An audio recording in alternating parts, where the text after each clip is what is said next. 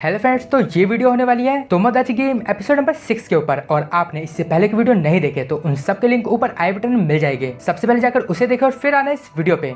और आप मेरे साथ पर्सनली कनेक्ट होना चाहते हैं तो अभी जाओ, मुझे इंस्टाग्राम पे फॉलो कर लो।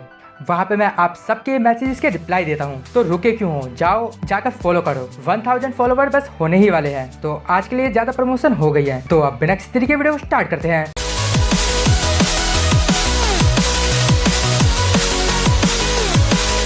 एपिसोड की शुरुआत में योइची बताता है, गेम के शुरू होने से पहले ही मेरे पास ट्रेटर को पकड़ने का प्लान था। और जब थर्ड राउंड में सीहो का डेटिंग वाला सीक्रेट रिवील हुआ, तभी से मैंने सीहो के साथ मिलके अपने प्लान का एग्जीक्यूशन स्टार्ट कर दिया ताकि किसी को पता न चले। इसलिए हम दोनों एक दूसरे से कम्युनिकेट करने के लिए कागीकुची कार्ड का यूज करते थे। और जब फोर्थ राउंड में योइची बॉक्स में गया था, तब उसने 2 कार्ड उठाए थे। एक कार्ड में सीओ के लिए इंस्ट्रक्शन लिख के ब्लैंक कार्ड डाल के वापस आ गया था। और जब बाहर आने पे तब उसने सीओ के कंधे पे हाथ रखा था।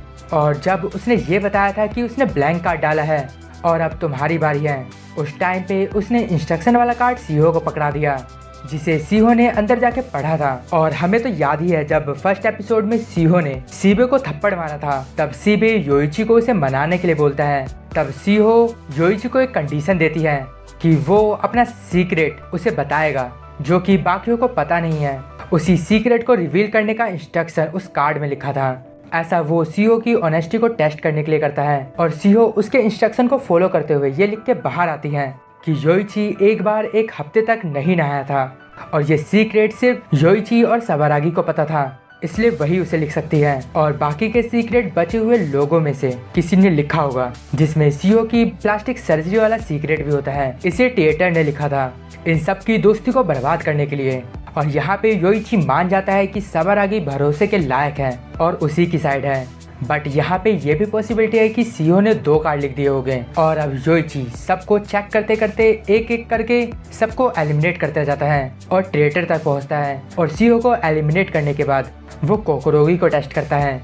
और जब 5th राउंड में तोतोरोगी अपनी कंपनसेटिंग वाली बात बाहर आने की वजह से दुखी होती है, तब योइची उसे चुपके से एक कार्ड देता है, जिसे कोकोरोगी तब पढ़ती है जब वो दोनों एक दूसरे की बाहों में होते हैं, जिसमें लिखा होता है सबारागी हमारी ही साइड है, पर तुम उससे लड़ने का नाटक करते रहो और तुम उसके बारे में कुछ ऐसा सीक्रेट रिवील करो जो सिर्फ तुम ही जानती हो। और तोतोरोगी योइची की बात मान के 6th राउंड में ये रिवील करती है कि सबारागी आमतौर पे लड़कों के अंडरवियर पहनती है। और वहाँ पे योइची ने सोच रखा था कि अगर कोई ऐसा सीक्रेट रिवील हो जो कि लगे कि ट्रेटर ने लिखा हो, तो वो तोतोरोगी को एलाई मान लेगा।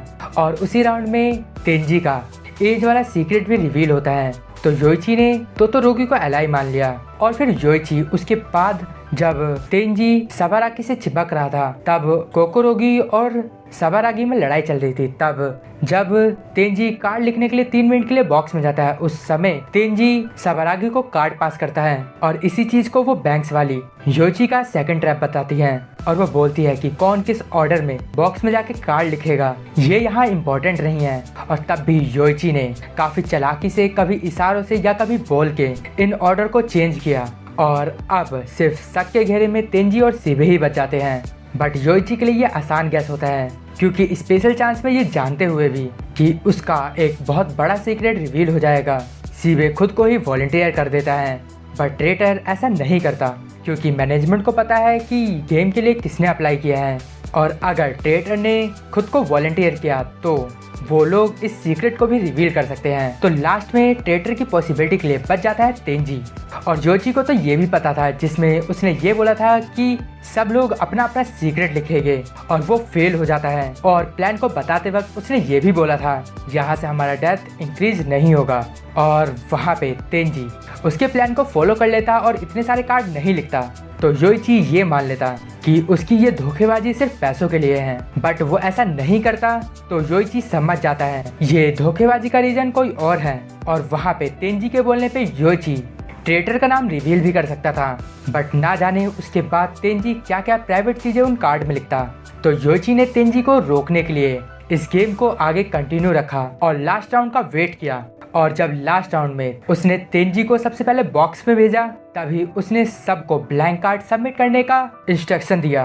और अब वहाँ पे तेंजी के क्रॉस क्वेश्चन स्टार्ट होते हैं। तेंजी बोलता है एक व्यक्ति कितने भी कार्ड लिख सकता है, तो ये भी तो हो सकता है कि तुम जिसको इंस्ट्रक्ट कर रहे हो वो एक से ज्यादा कार्ड लिख दे, तो तुम्हारा प्रोसेस ऑफ एलिमिनेशन फेल हो जाता। तुमने इस चीज को कैसे डॉज किया? तो योइची बोलता है हाँ तुम सही बोल रहे हो। जब मैंने पहली बार सबारागी को इंस्ट्रक्ट किया था तब हो सकता था कि सबारागी मेरे ना नहाने वाली बात और प्लास्टिक सर्जरी वाली बात एक साथ रिवील कर दे और ट्रेटर होते हुए भी मेरा भरोसा जीत ले। इसलिए मैंने प्रूफ ऑफ फ्रेंडशिप के नाम पे उसका नेम टैग ले लिया था। और ऐसा ही नहीं, मैंने ऐसा सबके साथ किया था।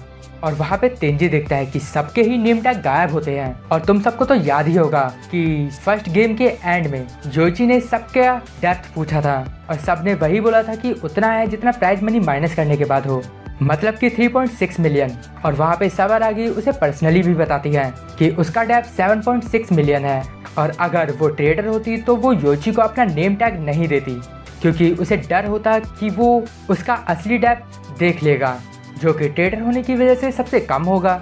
और बाकी के ऊपर भी यही कंडीशन अप्लाई होती है। और क्योंकि ये सब ट्रेडर नहीं है, इस वजह से बिना डरे उन्होंने अपना टैग योइची को दे दिया। और अब वो सबके नेम टैग लौटा देता है और वो बोलता है कि उसने उन सबके डेप्थ को नहीं देखा है।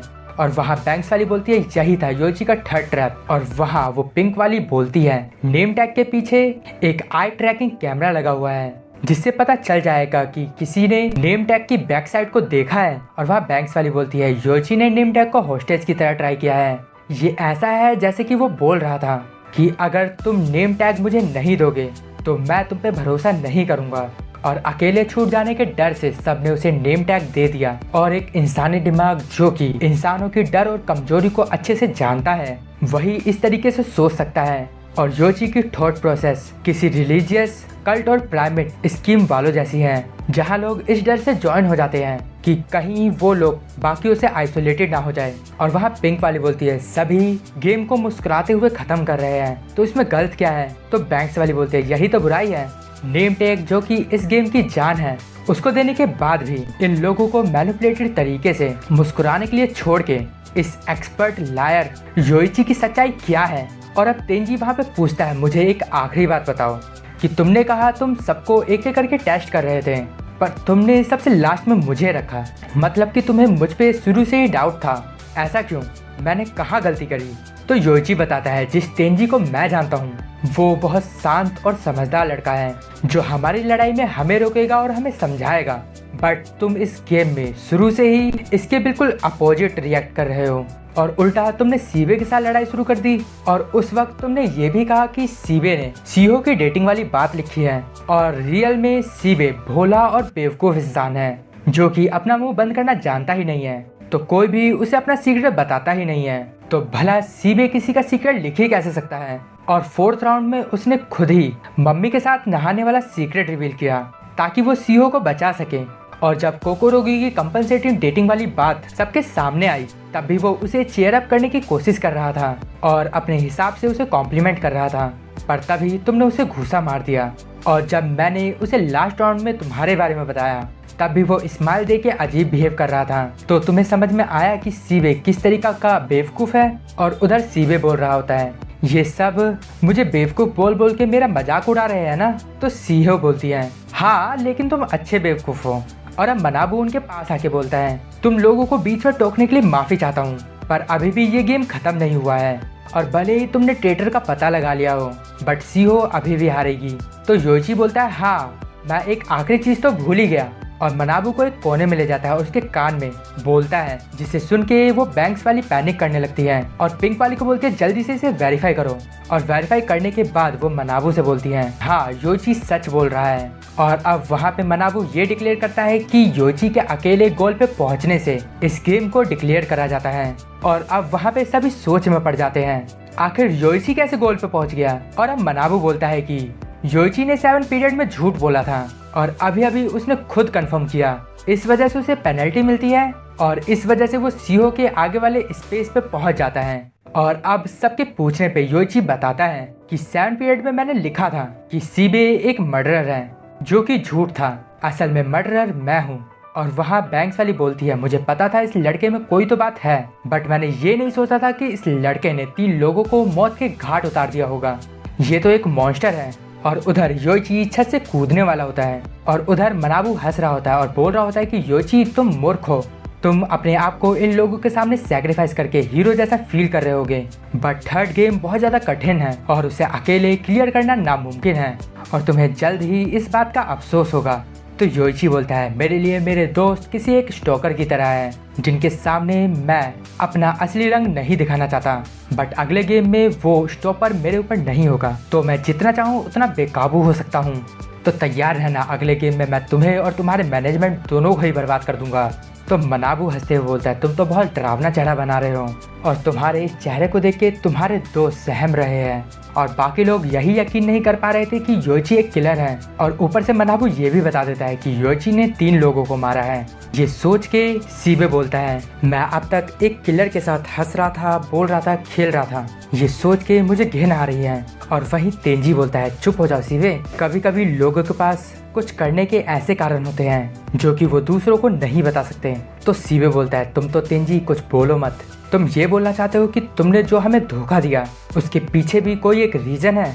तो तेंजी बोलता है, तुम्हारे फादर के क्राइम की वजह से तुम्हें एक अच्छी जिंदगी मिली है तो तुम्हें कभी ये समझ में नहीं आएगा। और अब सीबे गुस्से में आके उसका कॉलर पकड़ लेता है और अब सीहो उनकी लड़ाई रोकने की कोशिश करती है और उधर कोकुरोगी ये देख के रोने लगती है और वहाँ पे खूब शोर होता है। और उधर योइची बोलता है, अगर मुझे ऐसा शोर झेलना हो तो मुझे दोस्त चाहिए ही नहीं। और मनाबू ये सुन के बोलता है, तुम सच में इन्हें बचाने के लिए थर्ड गेम में जा रहे हो? तो योइची बोलता है, असल में ये लोग मेरे लिए एक रुकावट की तरह है और मैं इससे ज़्यादा डेप्थ अपने ऊपर नहीं चाहता, तो इन्हें पीछे छोड़ देना ही बेहतर होगा। ये दोस्तों के ऊपर भरोसा करने वाली बात मेरे ऊपर ही भारी पड़ रही है। और उधर सीहो बोलती है, तुम्हारे लिए अपने दोस्तों को छोड़ना इतना आसान है क्या? तो योइची बोलता है, मुझे किसी ने बताया था कि पैसों से इम्पोर्टेंट भी इस दुनिया में एक चीज है और वो तुम्हारे दोस्त हैं। और क्योंकि मैं उस इंसान से प्यार करता था इसलिए मैं उनका ये कहा सच मान रहा था, पर मुझे आज तक समझ नहीं आया कि दोस्त इतने इम्पोर्टेंट क्यों हैं। पर अब ये दोस्ती का नाटक बहुत हो गया, इससे अच्छा तो मैं अकेला ही ठीक हूँ। और मनाबू बाकियों से बोलता है, योइची अकेला जा रहा है, क्या तुम लोग भी यही चाहते हो? इससे पहले कि ये थर्ड गेम जैसी हेल में कूदे कम से कम कुछ अच्छे शब्द ही बोल दो अगर तुम अब भी योइची को अपना दोस्त कहते हो। बट वहाँ पे कोई कुछ नहीं बोलता। तो मनाबू बोलता है, बुरा हुआ, लगता है कोई खूनी के साथ दोस्ती नहीं करना चाह रहा। तो योइची मुस्कुराते हुए बोलता है, यही अच्छा है, तुम सब मेरे बारे में भूल जाओ और मैं भी तुम्हारे बारे में भूल जाता हूँ। और कूदते हुए बोलता है, सॉरी मदर, इन सबको बचाने का बस एक ही रास्ता था। और योइची इस गेम से मिली पेनल्टी 1.8 मिलियन डेप्थ को लेके कूद ही रहा था, तभी तेंजी उसे रोक के बोलता है, मैं तुम्हें अकेले नहीं जाने दूंगा। और मनाबू से भी बोलता है, मैंने भी एक झूठ बोला था, तो मुझे भी पेनल्टी दो। तो मनाबू बोलता है, तुम ये बात मुझे अब बता रहे हो? तो तेंजी बोलता है, जब थर्ड पीरियड में सीहो और तेंजी की डेटिंग वाली बात सामने आई थी तब तुमने कहा था ना कि हम दोनों में से किसी एक को किसी के प्रति फीलिंग ना हो तब ये झूठ होगा। तो सुनो, मुझे सीहो के प्रति कोई भी फीलिंग नहीं है, मैं इनकी दोस्ती को बर्बाद इसलिए करना चाहता था क्योंकि मैं किसी को अपने करीब रखना चाहता था। तो मनाबू बोलता है, वो सीहो है। तो तेंजी बोलता है, नहीं, वो योइची है, मैं योइची को पसंद करता हूँ और मैं उसे करीब रखना चाहता हूँ। तो मनाबू बोलता है, तुम ये क्या बकवास कर रहे हो? तुम ये बस इसलिए बोल रहे हो क्योंकि तुम योइची के साथ जाना चाह रहे हो, है ना? तो तेंजी बोलता है, ठीक है, मैं तुम्हें प्रूफ देता हूँ। और अब तेंजी योइची की तरफ बढ़ता है और उससे बोलता है, योइची तुम्हारा फर्स्ट टाइम है ना?